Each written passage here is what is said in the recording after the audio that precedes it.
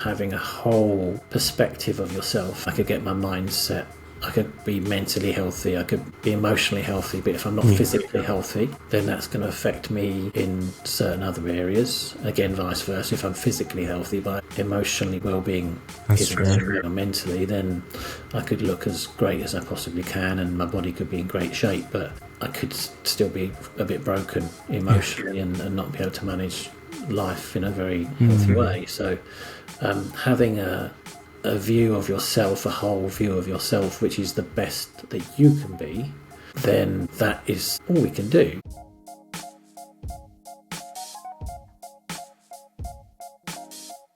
Welcome back to the Modern Man Podcast, Conversations on the Human Experience. I'm your host, Hamza, and today I am joined by a true expert in the field of love, connections, and now fitness, Mr. John Kenny. John wears many hats. He's a relationship coach, a speaker, an author, a documentarian, and as of recently, a certified personal trainer. He's dedicated his life to helping people navigate the complexities of relationships and personal growth, offering guidance and support to those seeking to build stronger bonds, find greater fulfillment, and now with a renewed focus on the fitness mindset. John's approach is unique in that he combines a therapeutic coaching with his extensive experience as both a therapist and a personal trainer. This allows him to provide a holistic perspective on personal well-being, addressing both the emotional and physical aspects of creating a fulfilling life.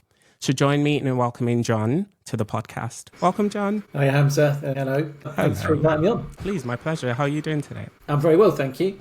I'm very well, yeah. I woke up with a bit of a sore throat this morning, but with the fitness mindset stuff you mentioned, I forced myself to go to the gym this morning. Although I did. You did? Yeah, I skipped leg day, though. I did chest instead.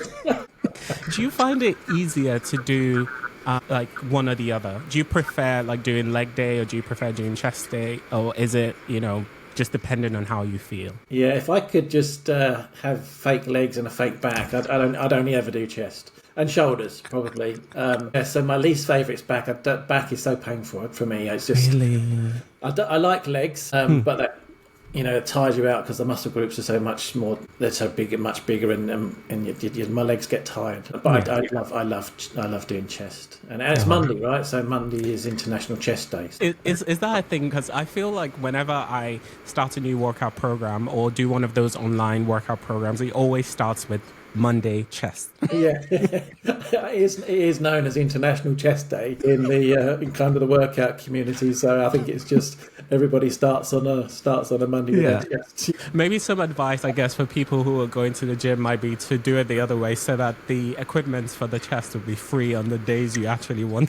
It's really funny because I go to a leisure centre and the gym is quite busy in the gym. Mm-hmm. So the good thing about the chest is I can generally work out how to do most of my chest or my shoulders on the bench. So I just grab a bench and I'll stay there the whole time. Possible, so I don't have to try and find somewhere else to work out. The problem, obviously, I guess you can kind of find a space for legs, but again, I use all the machines for legs, so it's like I have to wait sometimes, and so it can be a bit of a pain. So I have to try and find the right time to go to the gym. I've been trying to figure out. I've only been going to this new gym for about a month or so, so I'm just trying to figure out which are the best times of the day to go where it's a bit quieter, so I can actually get the actual workout I want to do. I can fit it in. Yeah. So, John, tell me about yourself. I grew up in Essex, and travelled a fair bit around and moved to different places since then. But my early kind of career, I wanted to be a full-time athlete, so I ran for Great Britain when I was in my late teens, early 20s. I was a sprinter. Had no idea what I wanted to do apart from that. And then when I wasn't able to make it as a full-time athlete, I just got jobs really just to kind of tick over. And it was only then I was in my early 30s that I wanted to go into train to be a therapist. So I had some therapy of my own, and that kind of got me interested in the journey. Yeah. I was a firefighter at the time, so I was working in the London Fire Brigade. Wow, amazing. It wasn't really the right career choice for me, but I was looking for something that I could do as a career, and my brother had already joined the fire service, so I thought I'd give that a go. While I was there, I trained as a therapist and started my own counselling practice. Then I got a job working for the NHS as a therapist, so I left the fire brigade and just focused on my private practice and working in the NHS. And then I trained as a coach in 2012. and started to incorporate that into some of the therapy work I was doing, because I have a forward outlook on things. So these are the problems, what are the solutions, rather than maybe just sitting with the problems, which is what you do a lot in therapy. And then in 2016, I'd left the NHS and just decided I wanted to be a full-time coach, focusing on relationships, because I found that the majority of people that I would talk to, relationships would have some kind of bearing on their emotional well-being, their mental health and stuff. The stuff they were carrying from relationships from their childhood, previous other relationships that they might have had. Obviously, the relationship with yourself is extremely important. But nearly everything that I would talk to somebody about, there was a relational angle. So that's why I decided to focus on my coaching on trying to help people to... Firstly, I was working with people that were in abusive relationship spaces and how to manage those better, because I'd had a few of those in my time. And then after COVID, the first lockdown of COVID, I had a lot of people asking me how they can find the right type of person, because they'd been on their own in lockdown, didn't really understand how they'd never been able to find the right type of relationship. So rather than working with people, although I still did that, my real focus was then on how do I help people find the relationship that they want. So how do they attract the right type of person, and the things that might stop them from doing that. And that's kind of where I've been for the last 3 or 4 years in that space. About 18 months ago or so the end of 2023, I'd got back into going to the gym. I was a personal trainer while I was waiting to get into the fire brigade, actually. Did a couple of other things, but I trained to be a personal trainer. I was a gym manager for a while. And I've always been fit, keeping fit since I was 16. I've had a few years off here and there. But I got back into the gym, got myself a personal trainer, got myself back into a routine, and I really enjoyed it. And then the last couple of years that I've been going back to the gym, the amount of people that I've helped in the gym with their workouts. Someone said to me, you need to be charging for this, because you're giving away so much free information and advice and your time. So I did upscale my qualifications, and January 2025 I launched Body and Mind Fitness. So it's working around the mindset of fitness, not just the PT side of things, so kind of keep getting you in the gym and doing the routines with you. It's actually, because there were a lot of people I was talking to were kind of, how do you keep this going, because they kind of see me in the gym all the time. They go, how do you manage to kind of keep this going? And it is a lot to do with mindset, how to get into fitness in the first place, and how to get your head in the right space to put yourself through maybe a certain amount of pain, but to kind of get to the best place you can possibly get to yourself. So on top of the relationship coaching, sort of life coaching stuff now, I'm looking at the physical fitness side too. So I remember reading something that you wrote, and you mentioned that humans are complex individuals with wants, needs and desires. How can we discern when these desires are beneficial for us in relationships? For example, taking a show like one of the biggest love and relationship shows, Love is Blind, you can see clearly, like, someone is attracted to another individual, but you just feel like you two are not right together. But obviously there's a desire that's pulling them. So how do we know when these desires are right for us? Yes, so that's a really good question, actually, because that's one of the things that really used to screw me up in my own relationships. And it's something that I do work on within the coaching I do with my clients, is because sometimes our attraction, it comes from an unhealthy place. So I was always attracted to people that came from traumatic, were carrying some kind of trauma. So my immediate attraction to somebody would be based in my attraction to their trauma and whether I could fix their trauma or not. So I think that was kind of something I learned as a kid, is trying to keep my parents happy. So as I got older, the relationships I had a tendency to have that I engaged with were ones where people had problems, and so they would fulfill my need to be useful, to be needed, but also I couldn't fix these people, and so it would then feed into my own sense of worthlessness at the same time. So I'd feel like I was never enough, not good enough and stuff like that, and that was all stuff I was carrying from my childhood, and so my instant attraction to people was completely unhealthy. And that's probably what you see when you look at programs like that, where people, you can clearly see that there's an issue right from the very start, generally, and they are attracted to each other's trauma. Generally, they're attracted to each other's issues around relationships, and that could either be that it's a pattern they've got into. It could be something they've learned. It enables them to avoid deeper connections. So if I enter a relationship with someone I know that I'm going to have issues with, there's always going to be part of me that I'm going to keep secure. or safe. I'm not going to engage at the level that I could. So therefore, it could be part of my psychology then that I'm choosing to be with people, which then means I can avoid deeper, more meaningful connections. So there could be many, many reasons why. And that's why the line you said, it can be very complex. There could be many reasons why I could be doing this. I know that there were probably 4 or 5 reasons that I was choosing to be in certain types of relationships. And 2 of those things were the case, that it filled my sense of worthlessness and that I could avoid a deeper connection. So that was 2 of mine. But there's many reasons why we find ourselves attracted to people that maybe aren't the healthiest relationships. And is that a way that we can start to shape these desires into things that are more beneficial for us? Absolutely. So understanding what you're doing in the first place is a good place to start. Do you notice there's a certain type of pattern in the relationships that you're experiencing? So if you looked at my relationship history, you would never look at the people that I was with and say I had a type at all physically, but there would definitely be a type emotionally that I would go for. So if you can see that there's a pattern in what you're actually attracted to, or what kind of person is attracted to you at the same time, so what kind of signals are you giving out that attracts a certain type of person to you, and then once we have an idea about what that can be, we can understand where that comes from, and then we can start working on addressing what we actually want in a relationship, what our real needs and what our healthy needs, not our maladapted needs. And then we can start looking at bringing somebody that brings a fulfilling and healthy relationship into our life, and also whether we are able to accept that too. So there's going to be a lot around the relationship with yourself. So if you do carry a sense of low self-esteem, low confidence, low self-worth, then you're going to find it hard to bring a healthy relationship towards you anyway.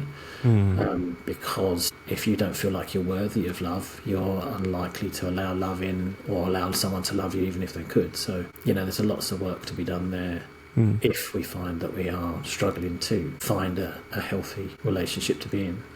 And I like that you talked about not just what are we attracted to, but what are we attracting as well. Because a lot of people haven't taken the time to develop a relationship with themselves and understand how they present themselves into the world. So they might be looking for something totally different, but because they haven't addressed some key things that affects them, they're putting off signals or putting out signals that then attracts what they actually really don't want, but they haven't been able to deal with. Absolutely, There's so much work you can do on yourself, but if you haven't worked on yourself as well within a relationship, so generally if we are carrying issues from childhood or early development or early relationships, it's the intimate relationships that we have that will trigger the problems. It's generally not friendships. It's your family will always maybe play a part in that, but we can generally over time those relationships can be resolved in some way if both parties are willing, obviously. But or sometimes if they're not both parties, it's just that you accept that the person that so maybe your parents aren't necessarily the people you would want to spend too much time with, but because you're parents, you learn some acceptance around who they are, and you can then have a healthier relationship space with them. It's the way that the connection works in the intimate relationship space where we're going to feel most unsafe, that then any of those trauma triggers, attachment sort of style triggers, or anything else that you might be triggered by in relationships will then manifest. So again, it's interesting. The work that I do is when someone's not in a relationship, we can do a huge amount of work on self and understanding their relationship history. But we have to be really prepped for when we go into a relationship, because that's generally the place that's going to trigger the deep-seated issues that we are used to experiencing.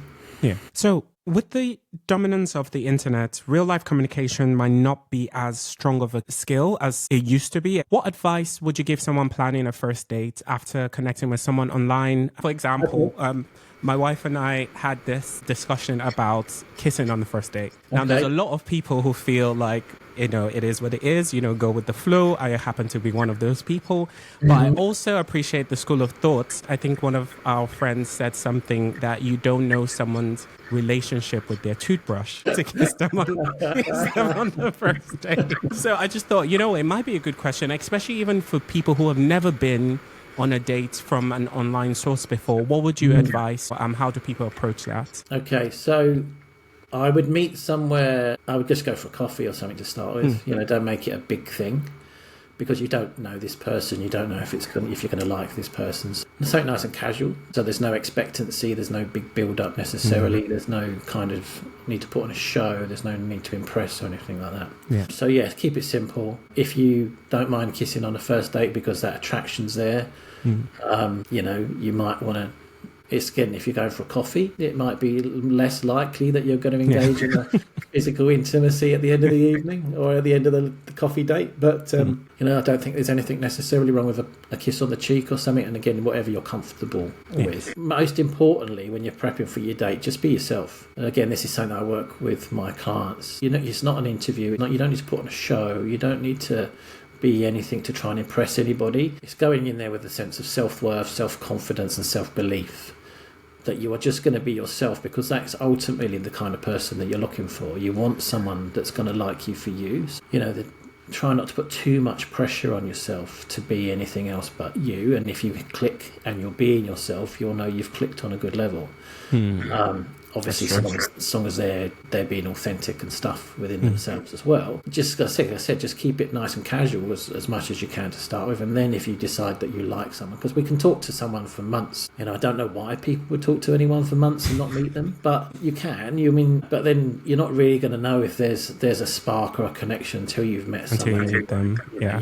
You could think they're the best thing since sliced bread, and then you meet them and think, oh, this is just really flat. They're not coming across, or they've put on some kind of facade over the last however long you've known them. So but definitely don't over-egg it. Just again, my ultimate advice was just go in there and be yourself and see how you connect with someone on that level. I love that you've stated just be yourself, because I don't know how much louder we can say this for people to just be themselves, because you find that a lot of people, when they do try and be something else, you can't keep it up. Like, you might be able to keep it up for a month, you might be able to keep it up for 6 months, but you're hoping that your relationship stands the test of time, right? How much longer can you pretend to be something that you're not? Absolutely. And if you're pretending to be something you're not, that person then likes you for the person you're pretending to be. So you could be dating for a couple of months and all of a sudden you decide to say, okay, well, now I'm going to show them who I really am. And they go, don't like that. Or you'll confuse them, right? Because all of a sudden you'll start being different and they might just go, okay, this person's a bit weird, I'm off. So again, if you try and impress upon somebody that you're being somebody that you're not, and then you try to show them who you really are. Again, this could be part of your routine as well, right? Part of your pattern. Because I've worked with a few people before that have done this, and then they can say, oh, see, I'm not worthy, or see, no one's ever going to love me, or see, I've chosen the wrong person again, or they can then throw the blame onto someone else. Oh, you don't accept me for who I am. And they go through these patterns, whereas actually if you were just yourself in the first place, you would know if that person liked you for who you were, because you'd be that person in the first place. But then that's work we do around about self-confidence and self-worth. It's going into that first date being comfortable with who you are and confident with who you are, and not worried that if someone isn't going to want to see you for a second date, that's not a problem, because you're either going to hit it off or you're not, and you can't expect to hit it off with everybody. You can't expect everybody to like you, because we're, like I said, we're very complex and we all have our own tastes and things we like and what we don't like. So again, it's okay if you go on a date and you don't hit it off and that person doesn't see you again. It's just understanding that it's not going to work with everybody. Yeah. And in some ways, I feel like it's also better to know very early, because the last thing you want to do is put in a lot of time, efforts and resources, be that, generally time, finances, however it might be, into something. And then you find out much later, okay, this is not working. And it's because maybe you didn't decide to show who you really are in the beginning, or maybe because everyone's still really trying to figure each other out. So I really appreciate what you're saying, that a lot of people shouldn't take it, personally. You can't be everyone's cup of tea. Not everyone can like you as a friend, and not everyone can like you romantically. So it's better to know early and, amicably move on and find someone else or something else that does appreciate you for who you are, rather than a version of what you think you should be. Yeah, absolutely. Again, I don't mean don't put your best foot forward when you do go on these dates at the start. Definitely try and be a good version of yourself. Don't share too much of your intimate secrets or too many skeletons in your closet or anything else like that. Or just try and keep it light and breezy and as much as you possibly can. And then if the relationship then develops, then you can share some of the deeper sides of your life with someone as you move forward. The same with friendships, right? It's not every single friend that you will share every single detail of your life with. Your past, your present, all of that stuff. So why should it be any different for romantic relationships? They're still relationships. You shouldn't share every single thing with everyone, because then you don't know how long that relationship is going to last. You don't know how deep the connection is going to be. And that person might just not be the right person for you. So you've ended up bearing all to then find out, I don't really care about this. Actually, and also you don't know what they're going to do with that information, right? Because if you've got especially if you've got the kind of manipulative type person, they might try and weed all this kind of stuff out of you as well. And if you give them too much of yourself to start with, firstly, that could be an issue for you, because again, why are you oversharing? What are you trying to gain from telling them your innermost secret straight away? And secondly, are they the kind of person that might then use that against you as the relationship developed? They could be one of those people that kind of puts that kind of stuff to the back of their mind, and they bring it up whenever the situation suits them to try and coerce a relationship into a space they want it to be in themselves. So we've been talking about romantic relationships for a little while now, and I have to ask this question. How important is it to have friendships outside of your romantic relationships? Again, it depends what kind of person you are, but I would say it's essential to have other relationships outside the intimate relationship. If you've got good friends, don't ever drop your good friends for your relationship. And if someone insists that you do that, then again, I would kick them to the curb instead. You shouldn't sacrifice what's important to you for somebody, because the right person wouldn't want you to do that. The right person would want you to be happy, and they would want you to have a fulfilling life. And a fulfilling circle of friends, if that's what you've got. So they wouldn't want to take that away from you. So definitely, I think having a variety of relationships is essential for everybody, because like you mentioned just now about who you share what with, there are going to be people that you're going to want to share certain parts of your life with. You want someone definitely to talk about your relationship with your intimate partner with, right? But there are going to be people that you're going to want to do certain things with that you might not do with your partner. So, you want to spend time with your friends doing certain activities that you wouldn't do. But, you do need to have a variety of connections.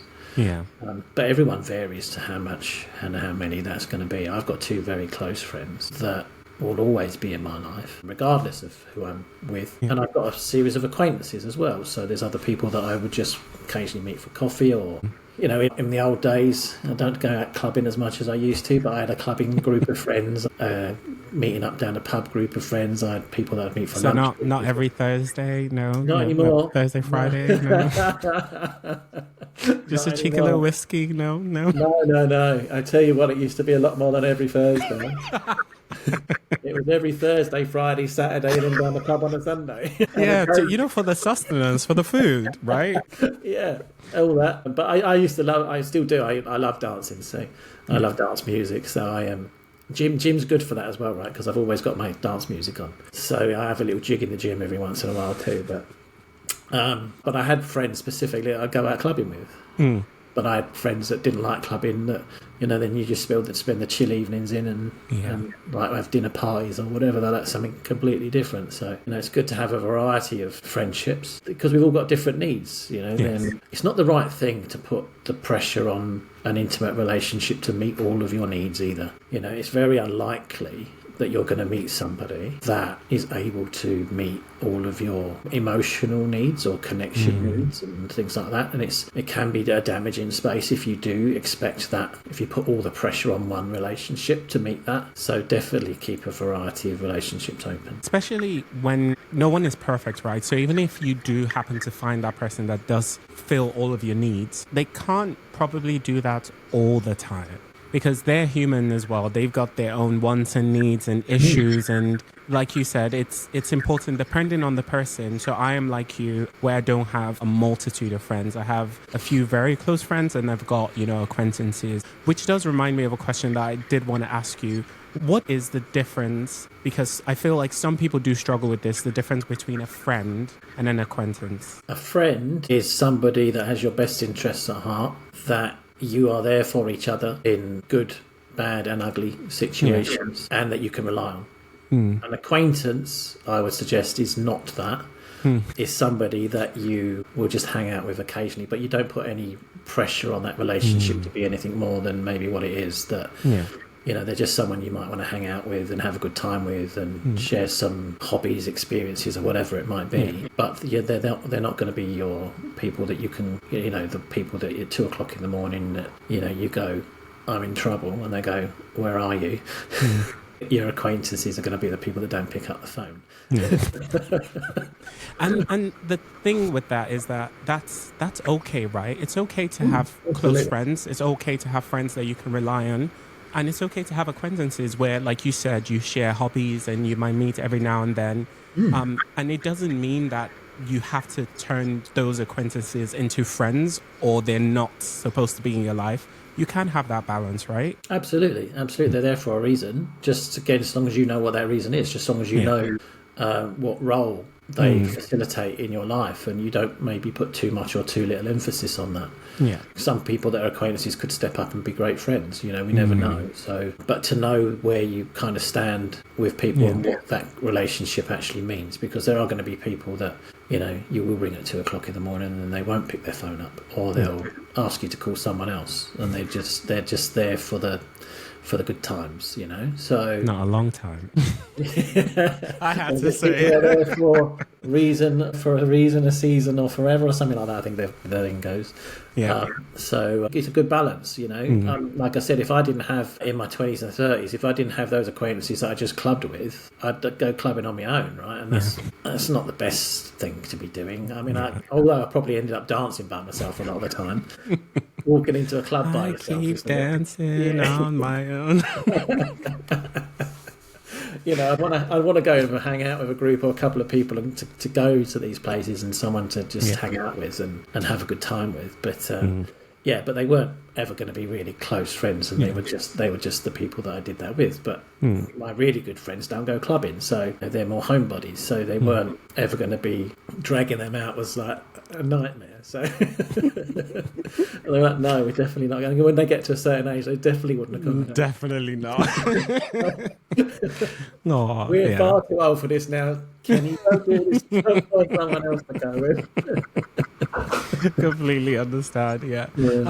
So staying on friendships and intimate and romantic relationships, how can one keep and maintain these friendships while still being respectful to their romantic and or intimate relationships? Yeah, respect is the word, isn't it? It's being respectful to the relationships, having a good balance, or harmony, as there was some other guy put it that I was listening to on a podcast. He didn't like the word balance, he liked the word harmony. It's finding harmony in those relationships, or balance if you like the word balance. As we said earlier on, you can't expect your intimate relationship to fulfill every role. So there's going to be a times when you are not going to be with your partner and you're going to be going to have to do something else. I guess these are conversations that you might need to have with your partner as far as how much time is that going to be. I would take a guess, but from my opinion, I would say what you're doing before you get into that relationship, if your person that you're getting into a relationship is aware of that's your life before you meet, then there needs to be an expectancy that's going to be the life you're going to live to a certain degree after you're together as well, right? Because unless you're kind of going to have kids and stuff like that where they're going to take, and your life changes and you're going to have commitments elsewhere, there's an acceptance that this is how your life was before you met, and you're not going to drop everything to be in an intimate relationship, because generally that's not a very healthy thing for you to do either.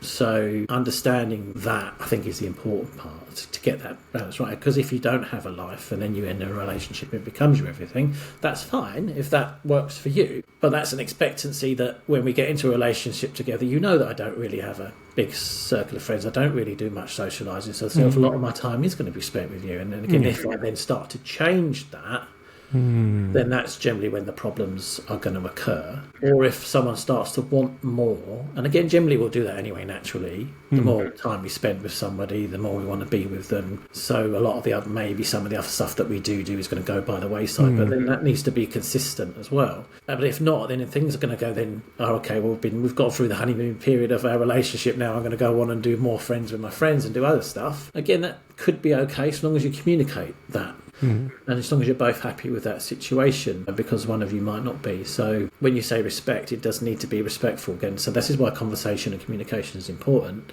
Yes. If I'm unhappy about something, I need to communicate that. But when I'm happy with something, I need to communicate that too. And then hopefully we can find some way forward that the harmony is created in our relationship, that we're both getting a lot of what we want from each other. Very true. Hey there, it's Hamza. I hope you're enjoying the episode so far. Don't forget to like, comment, share, and subscribe. It really does help the channel grow. For more info, check out our website at tmmpodcast.com. Now, back to the episode. So we see a lot of long distance relationships struggle. Do you have any advice for maintaining a healthy relationship while it's long distance? Probably don't do it to start with. No, that's not. No, that's a little bit pessimistic, isn't it? I would say that to keep it going, it's going to be pretty tough. Because you're not going to be able to see each other as much as maybe you want to, communicate as much as you want to. Certain caveats. I'm not a great fan of long distance relationships because I don't think you can build the connection in that kind of space that you want to. A physical distance creates emotional distance as well, so you're not going to be able to have the kind of loving, unless that's what suits you, right? So again, everyone's different. Exactly. But there's going to be reasons why you've chosen to be in a long-term relationship. Long distance relationship.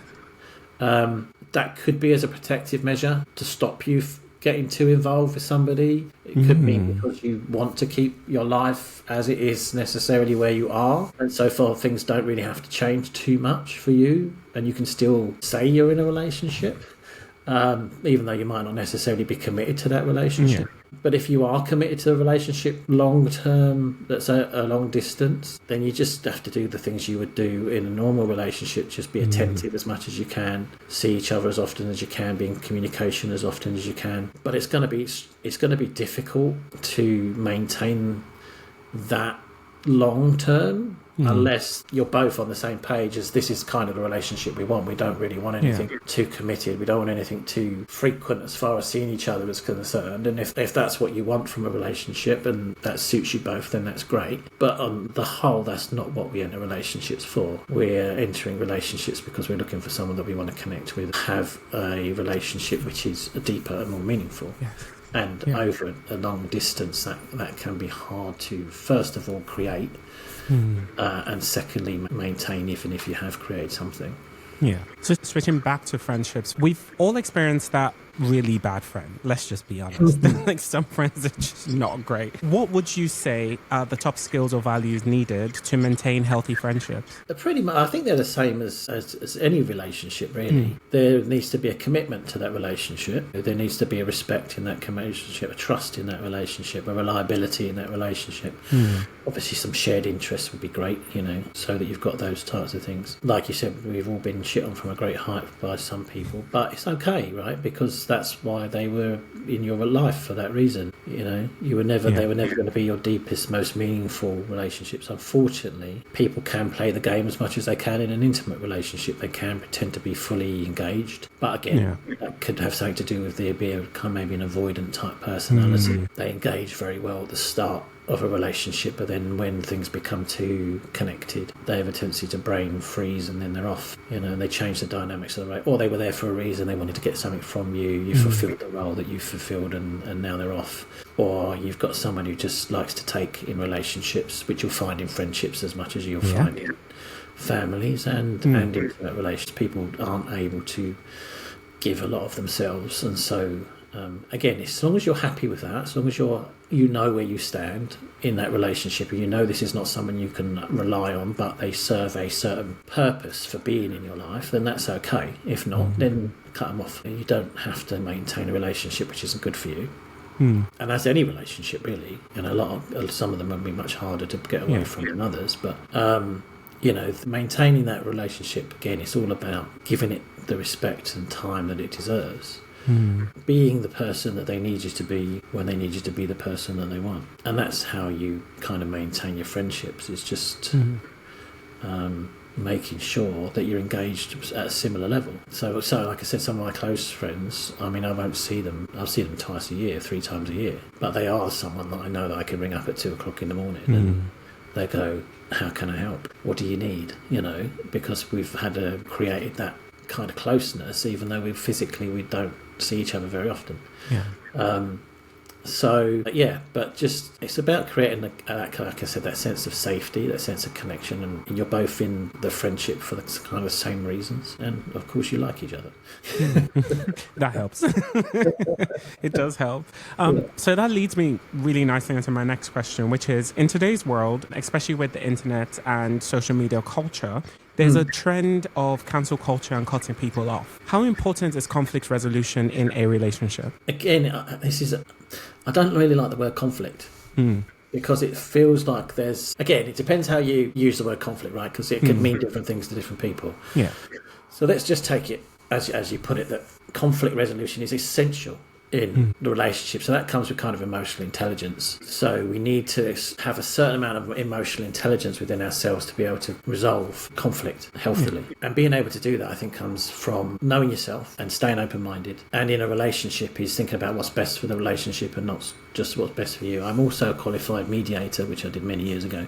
Oh, nice. And they talked about moving from position to interest. So we all have our own position, but when it comes to finding resolution, we need to have an interest, which is a common interest, right? Generally, otherwise, either party or neither party is going to be happy with what the outcomes are. So yes, being able to resolve conflict is I think is essential in a healthy relationship, because otherwise it has a tendency to sit just below the surface. So if we have a fallout and we don't resolve it, then we'll just move on, and then conflict, and they build until resentments build, unhappiness builds, unfulfillment builds, because the things that we're not solving will play around in the background, and then we'll end up arguing about everything, even though it has no relevance to maybe what we're actually talking about. That's because we've not resolved the thing that we fell out over before. And there could be a sense of unease. A lot of people that I work with talk about walking on eggshells when that kind of thing happens, because they're fearful of conflict, and if conflict again doesn't get resolved, or if it escalates into arguments and things like that, because we're not able to sit and create a space between however many people are involved, but generally the two of us are involved, and if we're not able to create a space for each other where we can communicate how we feel, what's going on for us, what we're thinking, and listen to what the other one has to say as well. So again, so we can find an interest, we can move from our own position into a space of interest for both of us. And again, that's in a connected, committed relationship, that's ultimately what we want to try and do. Without kind of ignoring your own needs and wants. It's okay, what is best for the relationship here? Not what's best for me and what's best for them. It's what's best for us. And when you're trying to resolve conflict, we need to find what's best for us. Again, if it's a major issue that we can't find any resolution on, and that keeps happening, you're probably in the wrong relationship anyway. Because if you keep having problems that you can't resolve, and there is no middle ground, there is no position of interest where you can meet in the middle or put your stuff to one side, then you probably shouldn't be there anyway, because it's likely to longer term be quite unfulfilling and unhappy, and you're maybe going to try and look for some other relationships outside that relationship to meet your needs in a different way. Not necessarily having an intimate relationship with someone, but you might just start neglecting your relationship at home because it's unfulfilling, and meet those needs elsewhere. So yeah, definitely conflict resolution is key. If you're in a relationship which constantly comes up with conflict, and again, like I say, you might find that it's probably not the best space for you to be in anyway. There may be far too many differences for you to be able to resolve. How do you know when you've reached your last resort and there's nothing else that you can do? Yeah, I guess it takes two to tango, right? It's not all on you. So if you are trying to resolve the problems in the relationship and they never seem to get resolved, if the person that you're in a relationship with doesn't want to resolve them, or you come to kind of some resolution and nothing changes, so you're putting in a lot of effort and they're not, or you can't be bothered to put the effort in, it might be time to talk about finishing that relationship instead of trying to keep it going and trying to move it forwards. Because if there isn't a want and a need on both sides to move it forward. And if there's an inability to shift from one or other or both of the people, then you're just going to be perpetuating a cycle probably of unhappiness. So if you've tried a few times and nothing changes, or if the same problems keep coming up over and over again and you're unable to meet resolution and they're significant enough for the relationship for you not to be there, then you need to kind of maybe recognise it's time to walk away. Yeah. So John, you have a unique perspective on well-being, combining your expertise as both a therapist and a personal trainer to address both the emotional and physical aspects of a fulfilling life. What initially drew you to this holistic approach? So I've always been in the service industry of some kind. So I guess it's just naturally who I am as a person. So I started off working in retail. Then I was in insurance, selling insurance, and then went into the fire brigade, PET, and then as a therapist, coach, and whatever. So yeah, I've always been in the field of. So I guess naturally it's just something that I'm designed to do, I guess. And I think that having a whole perspective of yourself, because again I could get my mindset, I could be mentally healthy, I could be emotionally healthy, but if I'm not physically healthy, then that's going to affect me in certain other areas. Again, vice versa, if I'm physically healthy but emotionally well-being or mentally, then I could look as great as I possibly can and my body could be in great shape, but I could still be a bit broken emotionally and not be able to manage life in a very healthy way. So having a view of yourself, a whole view of yourself, which is the best that you can be, then I think that is all we can do. But it also means we are assured in ourselves that we are doing the best possible for us. And so therefore, keeping an eye on all the different areas, I think will lead you to having the most fulfilling life that you could possibly have. And it's all about putting your best foot forward, right? How can you justify putting your best foot forward if you haven't taken the time to at least understand, access, and help your physical and mental health? Because that's the whole package, right? That's what you're presenting. Yeah, actually, and again, in a healthy way, because I could be one of those delusional people that thinks I'm always the best at everything and I am doing the best for myself and I am putting my best foot forward all the time. Yeah. And they generally might believe that because they don't have that self-awareness. That means they're not. But yeah, I mean, you can't really kid yourself because right? I have this conversation with people and they say something and I go, oh yeah, but we both know the truth, right? And it doesn't matter what they say. I know that they know that they know. And it doesn't matter what they're trying to wiggle themselves out of. They know. It's like, come on. It's like, come on. Yeah, so I know personally if I'm not doing the best thing for me. And many years ago, I would have hauled myself over the coals for that type of behaviour. Yeah. And now I'm quite a little more gentle with myself and say, okay, John, why are you not doing what you need to be doing to feel good and to get the best results? Why are you not doing that? And I have a little conversation with myself about what that might be about. But then I know that I'm going to feel so much better when I am doing the best for me or put my best effort in for someone else or something else too. Yeah, that just makes me feel good. So there'll be a really odd reason or something negative going on within me, which means I'm not doing that. And I think most people on the whole feel very similar. We know if we're not doing our best. We know if we haven't tried, and then we could be okay with that, or we could chastise ourselves and fix ourselves in positions that make us unhappy. So. Having that all-rounded well-being as much as possible, I think, is key to living the most fulfilled life possible. Yeah. What are some practical tips for incorporating fitness and healthy habits into our daily routine, especially for those who might be new to exercise or struggling with the time or motivation? Yeah, it's interesting that I think the most important thing that people need to start with is food, or what we put into our bodies, rather than fitness necessarily, because what goes on internally will have a massive impact on not only our physical well-being, but how we feel. We know there's a lot of connections now between what we eat, drink, and our general well-being. There's some studies that suggest that there are even connections with depression and other mental health orders. That, once you sort your diet out, a lot of this stuff can be much healthier for you. So if you want to take a first step into looking after yourself physically, then your nutrition would be a good place to start. And I don't think you might be cost restricted on some of that sometimes, but you're very unlikely to be time restricted on that. So you're going to eat regardless. And unless you're someone who just throws things in the microwave or takeout every day, then it's probably not going to make much difference to your time. Yeah. And then fitness-wise, you can start with anything, really. I mean, walking is incredibly good for you. It's not just good for your physical health, it's proven to be good for your mental health as well. So even if you could just get out and do a 20-minute walk every day, walk a little bit more than maybe you would, so don't take the lift, take the stairs. Someone says, so park your car a bit further away from work, so you've got to walk a little bit further.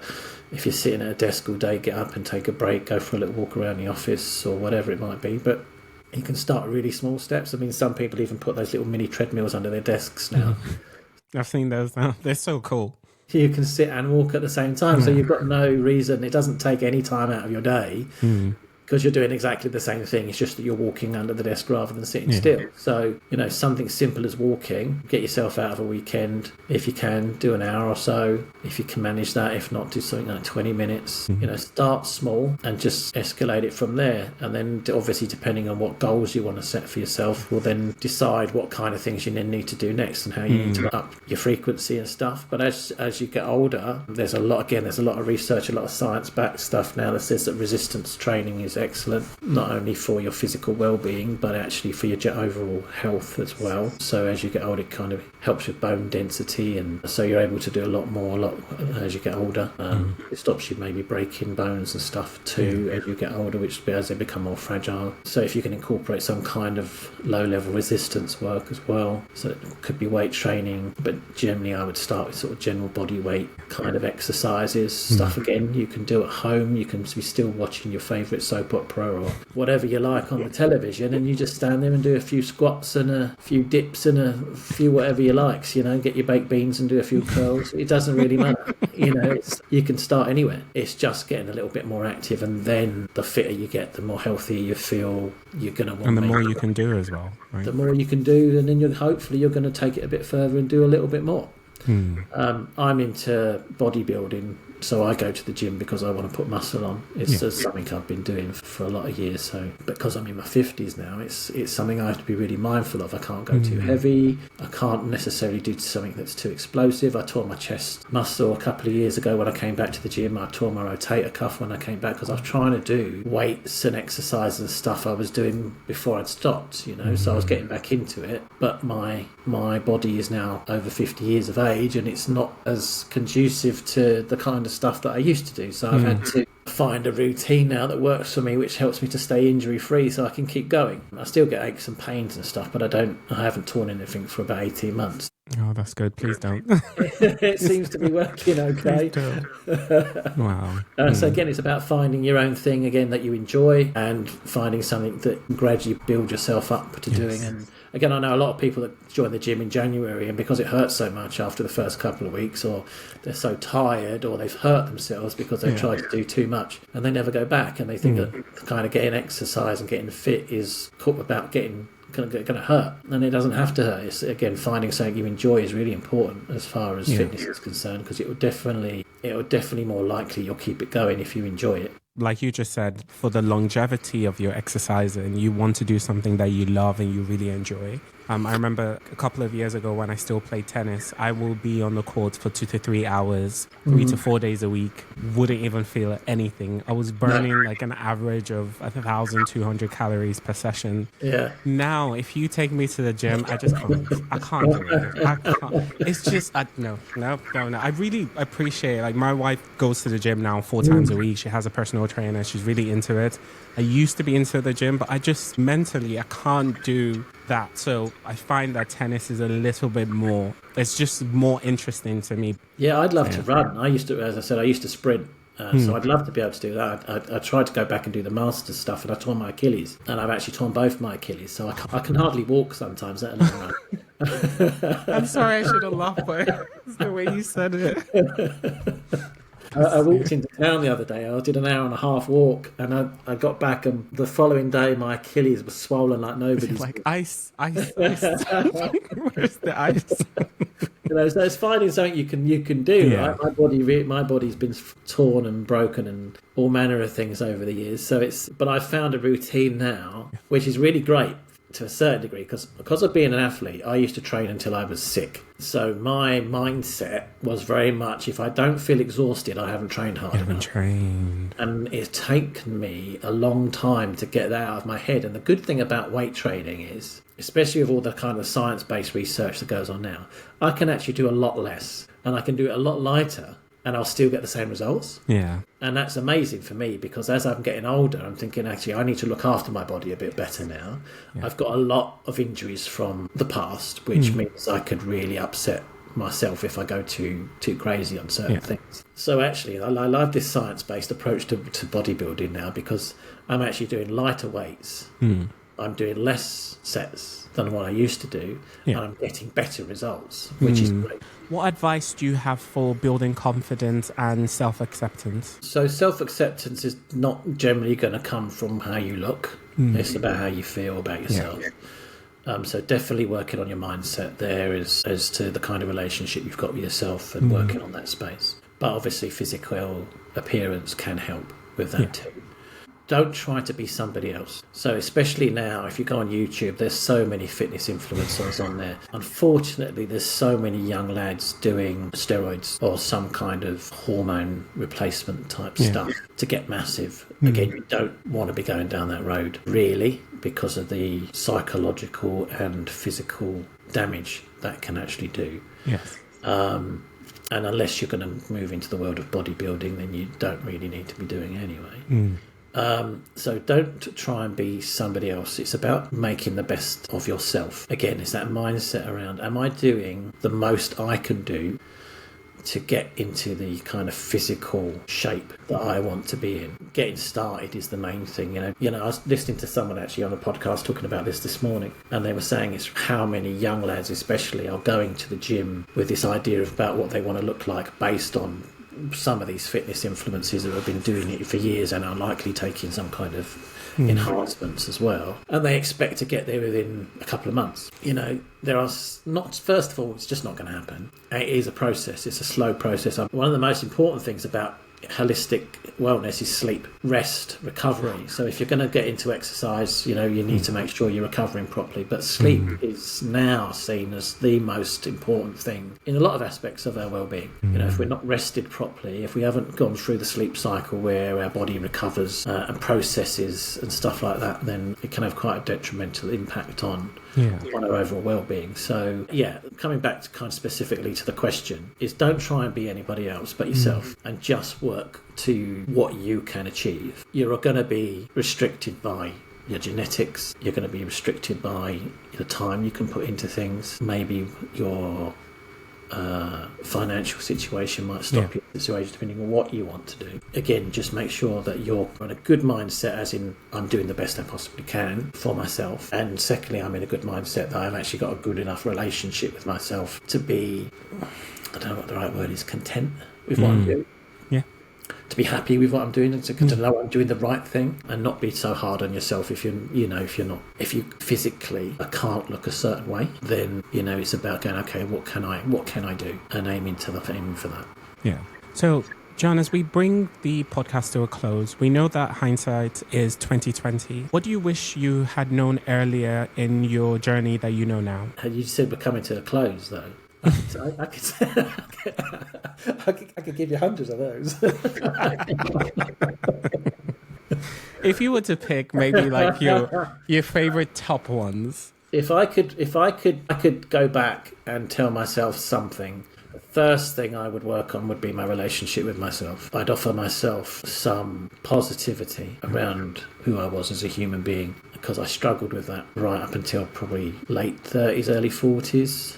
That relationship with me was massively impactful on what I was able to achieve in life. So if I was able to go back and do one thing, I'd go back and create a healthier relationship with myself. So I would say that's my number one tip, is just to myself to look into the mirror and be kind, I would suggest. Yeah.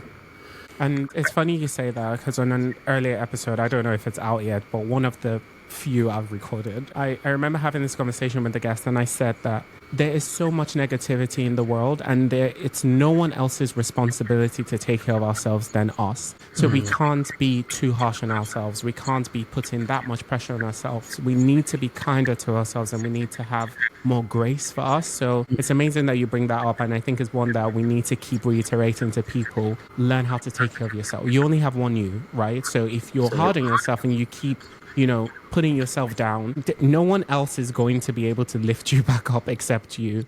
No. So yeah, I really appreciate you saying that. That's okay. That's if it does, it'll be very temporary as well.